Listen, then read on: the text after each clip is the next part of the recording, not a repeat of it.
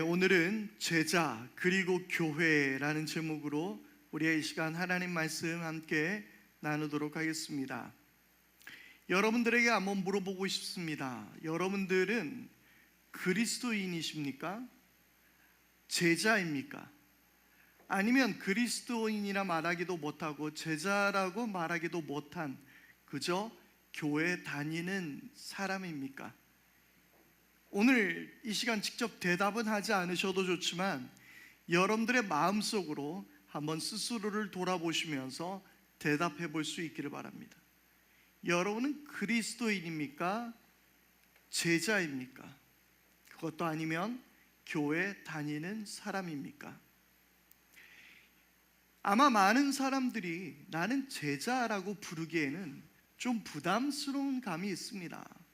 그래서 저는 제자는 아니지만 그리스도인인 것 같습니다 라고 이야기하는 분들이 많을 것 같습니다.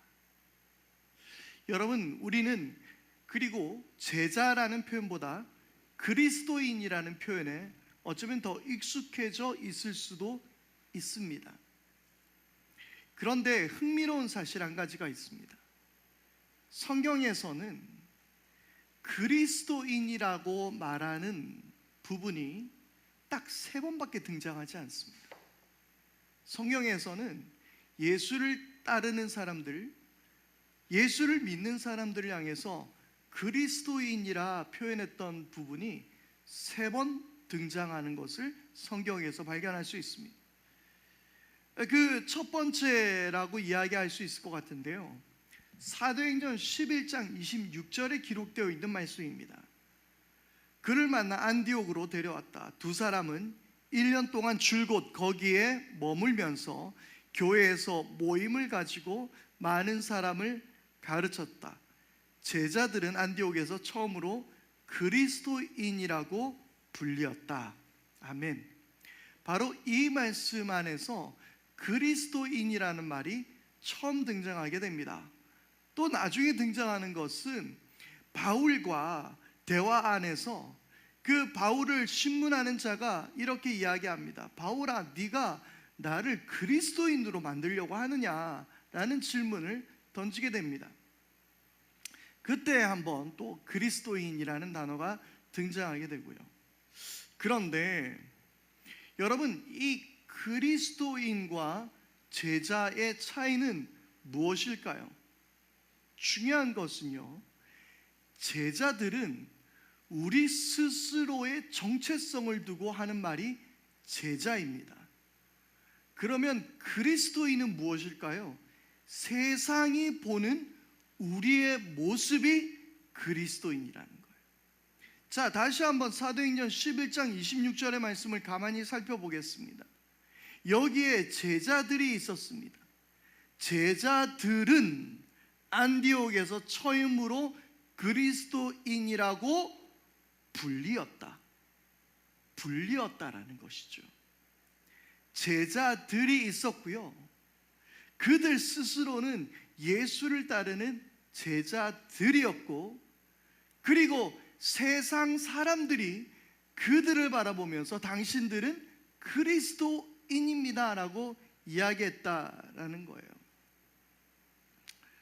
그래서 저는 한번 이런 식으로 정리를 해봤습니다. 좀 말을 비슷하게 라임을 한번 만들어 봤는데요, 제자는 주님께서 부르신 자들이라면 그리스도인은 세상이 불리우는, 세상에서 불리어지는 명칭이 그리스도인이라는 거예요. 그래서 그리스도인은 뭔가 세상과 다른 구별되어 있는 사람, 저 사람들은 뭔가 좀 다른데? 라고 이야기했을 때 말하는 것이 그리스도인이며, 그 그리스도인의 정체성은 제자라는 것입니다.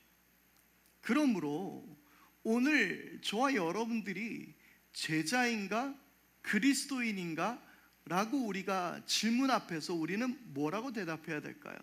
우리는 제자입니다. 한번 옆에 분에게 이렇게 한번 믿음으로 선포하겠습니다. 당신은 그리스도의 제자입니다.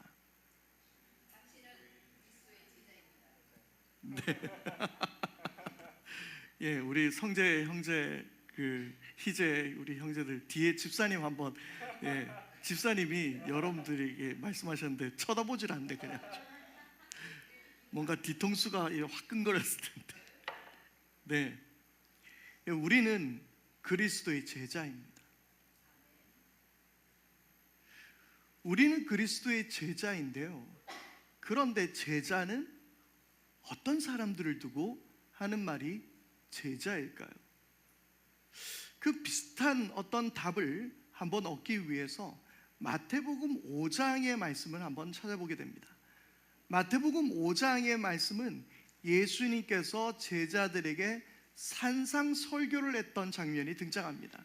특별히 마태복음 5장 3절부터는 팔복의 말씀이 이어지게 되죠. 그런데 마태복음 5장 1절에서 2절 말씀은 이렇게 이야기하고 있습니다. 예수께서 무리를 보시고 산에 올라가 앉으시니 제자들이 그에게 나아왔다. 예수께서 입을 열어서 그들을 가르치셨다. 여러분, 수많은 사람들이 예수님을 따랐습니다. 예수님께서 병자들을 고치고 놀라운 기적들을 행하셨기에 그것을 바라보면서 예수님은 그때에 엄청난 슈퍼스타, 인플루언서가 된 것 같습니다. 그래서 많은 사람들이 예수님을 보기 위해서 그 앞에 나왔습니다. 그런데 예수님은 그 무리를 보셨어요. 그런데 중요한 것은 무리를 데리고 가신 것이 아니었다라는 겁니다. 예수께서 무리를 보셨어요. 그리고 산에 올라가 앉으셨어요. 무리를 보시고 그곳에서 가르치신 것이 아니라 무리를 보시고 산에 올라가셨어요. 그것이 얼마만큼의 거리였는지, 그 산이 얼마만큼 멀리 있었는지 알 수는 없지만 분명한 것 한 가지가 있다면, 무리를 보시고 예수님은 그곳을 떠나 산으로 가셨다라는 것이며, 그 산으로 가셨을 때에 누가 나아갔다고 이야기합니까? 제자들이 나갔다라고 이야기하고 있는 것입니다. 그리고 예수께서 입을 열어서 그들에게 천국 복음을 가르치셨어요. 팔복을 말씀하셨어요. 제자들은 예수님의 가르침을 얻기 위하여 예수님을 따르는 사람들이며, 또한 예수님께서도 제자들을 향한 특별한 하나님의 말씀을 전하고 계셨다라는 사실입니다. 이것이 무리와 제자들과의 차이점입니다. 예수님께 끝까지 그분과 함께하는 사람, 예수님이 거하시는 곳에 무조건 따라가는 사람, 그들이 제자인, 그리고 그들을 향하여 따로 예수님께서 중요한 말씀을 전해주는, 그리고 가르치는 사람, 가르침을 받는 사람, 그들이 제자라는 거예요. 그러면 여러분, 학생과 제자는 어떻게 다를까요? 여기에 이 예수님을 따랐던 사람은 학생입니까? 제자입니까? 물론 비슷한 의미에서 학생과 제자는 비슷하게 생각할 수도 있을 것 같습니다. 저는 이렇게 정리해 보게 됩니다. 학생과 제자의 차이. 학생은 특정한 공간과 특정한 시간에서 선생에게 배우는 사람들이 학생입니다. 그런데 제자는 스승을 따라가는 사람이 제자입니다. 다시 한번 이야기하겠습니다. 학생은 특정한 공간, 특정한 시간 속에서 선생님을 통하여 배우는 사람이 학생이라고 한다면, 제자는 스승을 따라가는 사람이 제자라는 거예요. 그리고 학생은 배우기 위한 것이 목적이라면 제자는 따르기 위한 것이 목적입니다. 수많은 사람들은 그리스도인이라고 교회를 다닌다라고 말하면서 배우는 학생들의 위치에는 잘 있습니다. 성경 공부 열심히 합니다. 교회 생활도 열심히 합니다. 봉사도 열심히 합니다. 그런데 그곳은 교회 안에서만 한정되어 있습니다. 그러나 제자는 그의 삶의 어떤 곳이든 예수 그리스도를 따라가는 사람이 제자입니다. 지난주에 한 성도님과 잠깐 이야기를 나누었습니다. 그분은 자신이 어렸을 때는 매우 가난한 가정 가운데서 살아왔었어요. 그리고 나름대로 자수성가해서 어느 정도 돈을 벌게 되었어요. 그리고 그가 재정이 어느 정도 생기자 그는 주변에 자기와 가까운 목사님들을 섬기고 그분들의 교회를 도왔습니다. 그리고 열심히 한 번도 빠짐없이 헌금을 보내며 그 교회들을 도왔습니다. 그런데 어느 날 그 부모님이 몸이 많이 편찮으셨던 거예요. 수술을 하셔야 됐던 거예요. 그런데 자기의 삶을 들여다보니까 부모님께는 단 한 번도 용돈도 제대로 드린 적이 없더라는 것이었습니다. 그리고 제가 지난번에 했던 그 설교들, 특별히 교회가 되십시오, 교회 다니지 말고 교회가 되십시오라는 설교를 듣게 되었다라고 하는데요. 그러면서 결단을 했다고 합니다. 그 목사님들에게 전화했습니다. 목사님, 제가 이번 달부터는 제가 교회를 후원하지 못할 것 같습니다. 저희 부모님께 제가 이제 용돈을 좀 드려야겠습니다 라는 그러한 이야기였습니다. 중요한 사실은 우리는 교회에 헌금을 열심히 하고 교회를 위해서 무언가를 해야만 그것이 하나님의 일이라고 생각했던 거예요. 그 안에서만 펼쳐지는 일들이 하나님 나라의 일이라고 생각했던 거예요. 그런데 이 집사님이 다시 한번 깊이 생각해 보니 교회를 돕는 것도 중요하지만 부모님이 살아계실 때 부모님께 효도하는 것 역시 이것도 그리스도인의 사명이라고 깨닫게 되었던 것이죠. 그리고 회개를 했습니다.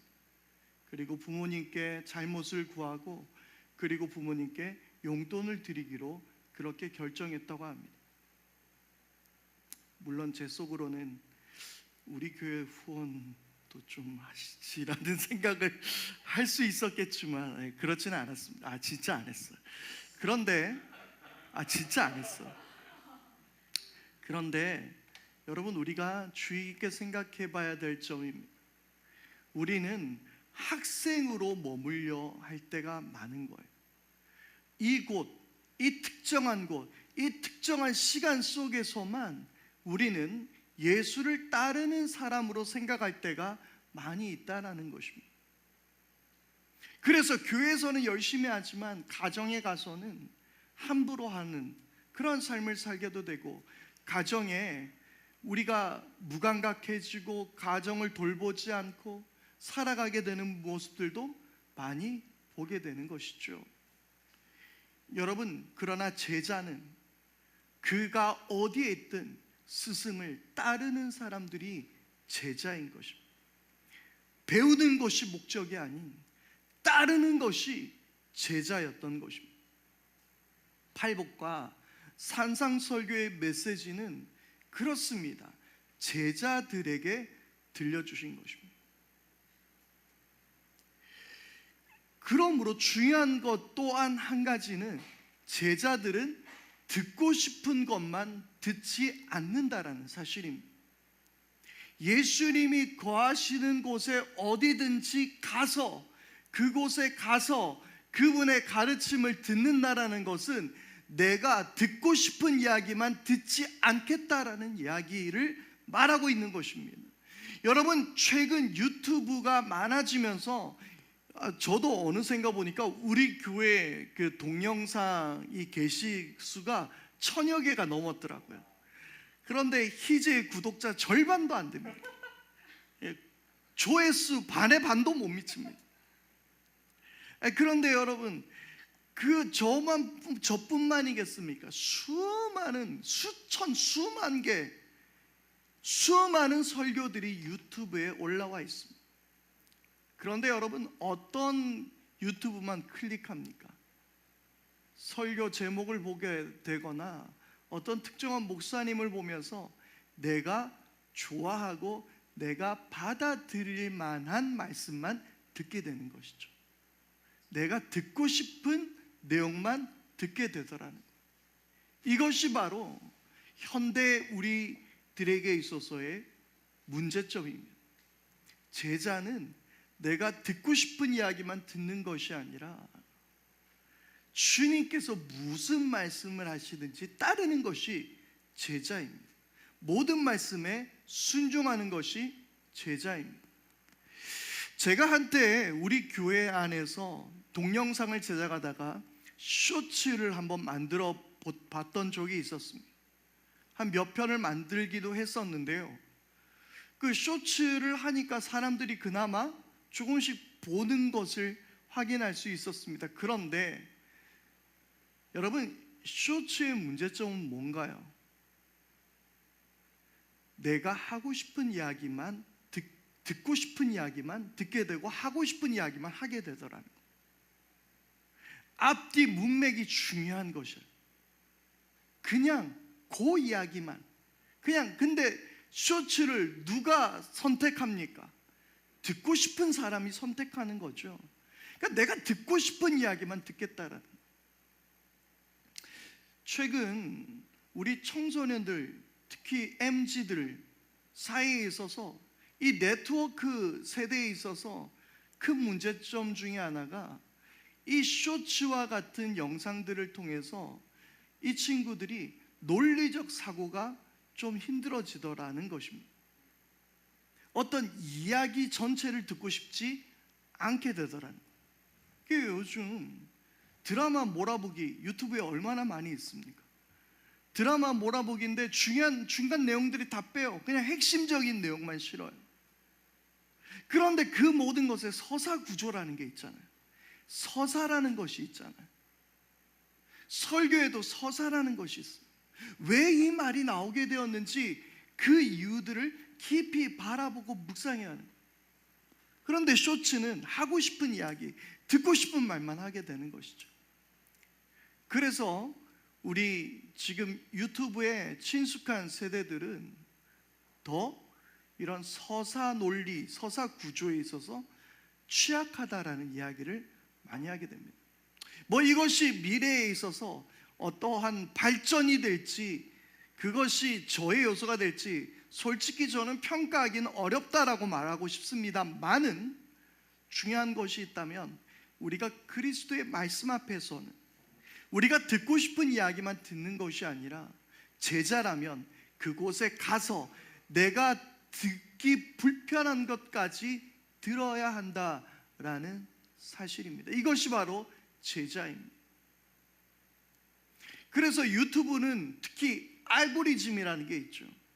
그래서 맨날 조금 정치에 있어서 좌편향된 사람들은, 좀 진보적인 사람들은 자기의 모든 이야기들이 다 진보인 이야기로 가득한 거예요. 나 유튜브 보니까 맨날 대통령 욕하는 것밖에 없는데 우리나라 이제 곧 그 대통령 탄핵될 것 같아, 이렇게 말하는 사람들이 있으면, 또 어떤 분들은 맨날 보는 게 이제 우리나라가 다 빨갱이가 돼가지고 큰일 났다, 이제 이 빨갱이를 척결해야 된다, 그래 우리나라가 살 길이다, 북한 놈들 곧 쳐들어올 것 같다 라고 이야기하는 이야기만 듣게 되더라는 것이죠. 이것이 바로 무리와 제자의 차이입니다. 여러분들은 무리입니까? 제자입니까? 예수께서 산에 올라가서 가르치실 때에 그곳까지 올라가서 주의 말씀을 들을 수 있는 저와 여러분들이 될 수 있기를 바랍니다. 제자는 모든 말씀 앞에 순종하고 따르는 것입니다. 그래서 제자를 이렇게 표현할 수 있을 것 같습니다. 제자는 팔로워입니다. 팔로워. 제자는 따르는 자들이에요. 인스타그램 등을 보게 될 때에 우리는 수많은 사람들을 여러분들은 팔로워하고 있을 겁니다. 팔로워하게 되면 그 사람이 어떤 생각을 하고 있는지, 무엇을 먹었는지, 어디에 여행을 갔는지 알게 됩니다. 그런데 우리 교회는 딱히 이런 SNS를 즐기는 사람들이 없어가지고 잘 알 수는 없지만 저도 그래요. 그런데 이 기본적으로 우리가 누군가를 팔로워한다라는 것은, 그를 따른다라는 것은 그의 모든 생각, 그의 말하는 것들, 그가 갔던 곳들, 그가 좋아하는 것들, 그런 것들을 알게 되고 따라간다라는 의미를 말하고 있는 것입니다. 제자들은 예수 그리스도의 팔로워였습니다. 그들은 예수님을 따르는 팔로워였습니다. 예수께서 무엇을 하실지, 어디로 갈지 알 수 없었지만 예수님을 따르다 보니 그분의 인격을 닮아가게 되고 그분의 행동을 하게 되더라는 거예요. 예수님이 하는 것을 하다 보니, 예수님께서 말하는 것을 말하다 보니 어느샌가 그분과 내가 맞닿아 있게 되더라는 것입니다. 요한복음 6장 40절은 이렇게 말하고 있습니다. 제자는 스승보다 높지 않다. 그러나 누구든지 다 배우고 나면 자기의 스승과 같이 될 것이다. 아멘. 이것이 제자입니다. 제자는 스승보다 높을 수는 없습니다. 그러나 스승을 따라 배우고 나면 스승과 같이 될 것입니다. 우리는 거기까지 나아가야 하는 것이죠. 그래서 제자는 스승을 닮은 자들이며, 제자는 바로 예수를 닮은 사람입니다. 그렇다면 이 제자는 무엇입니까? 예수를 주님으로 모시고, 그리고 주님이 어디로 가든지 주님과 함께하며 주님을 따르는 사람, 바로 그 사람이 제자입니다. 예수님을 주님으로 모시는 사람, 그리고 그분을 따르는 사람, 바로 그 사람이 제자입니다. 그래서 예수님께서도 제자들의 발을 씻겨주시면서 뭐라고 말씀하셨냐면, 요한복음 13장 14절에 보면 내가 너희와 주 또는 선생이 되었다라고 말씀하십니다. 내가 너희들의 주님, 그리고 또는 선생님이 되오셨다. 주님은, 예수는 우리들의 주님이시며 또한 우리들의 선생님이 되어주시는 것. 우리가 그것을 인정하는 것이 바로 제자입니다. 후안 카를로스 오르티제가 쓴 제자입니까? 라는 책에서 이런 내용이 있습니다. 오늘날 쓰이는 주라는 말은 예수님이 이 땅에 계실 때 의미하던 바와는 다르다. 애초에 이 말은 최고의 권세자, 으뜸인 분, 모든 것 위에 뛰어난 분, 만유의 주인이라는 뜻이었다. 소문자로 쓴 헬라어 퀴리오스는 노예들이 자기 주인을 가리킬 때 쓰던 말이다. 그러나 그 말의 첫 글자를 대문자로 바꾸면, 대문자로 쓰면 로마 제국을 통틀어 오직 한 사람만을 가리키는 말이 되었다. 즉 로마의 카이사르, 그러니까 가이사, 로마의 카이사르가 주님이었다. The Lord라는 말입니다. 당시 공무원과 군인은 거리에서 만나면 이렇게 인사를 나누는 게 상례였다. 가이사가 주님이시오. 그러면 맞은편에서 옳소, 주님은 가이사시오. 그렇게 서로 인사를 나눴다라고 합니다. 하지만 그리스도인들의 인사는 달랐다. 가이사가 주님이시오 라고 인사를 건네면 아니요, 예수 그리스도께서 주님이시오 라고 대답했던 것이다.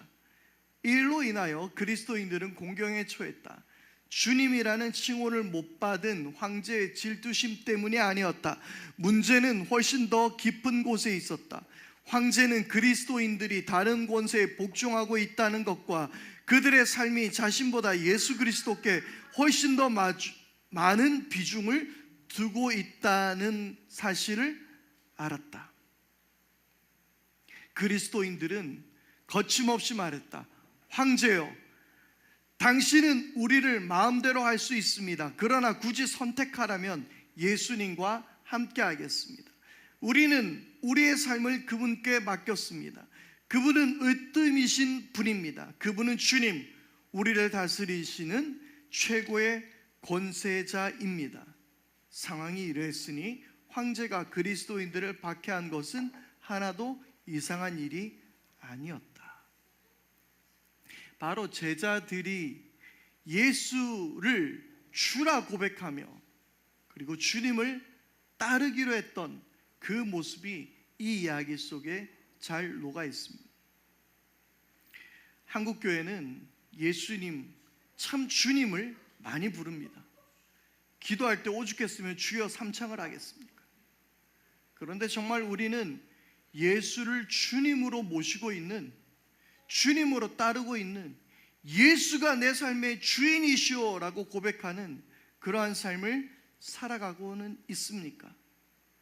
우리는 정말 예수님을 주님으로 고백하는 제자들입니까? 여러분, 바로 이러한 제자들이 모여서 그들이 만드는 것이 바로 교회였습니다. 교회는 분명 제자들의 모임입니다. 오늘 본문은요, 세 부류의 사람이 등장합니다. 첫 번째, 부류라고 말하기는 못하지만 예수님이 등장합니다.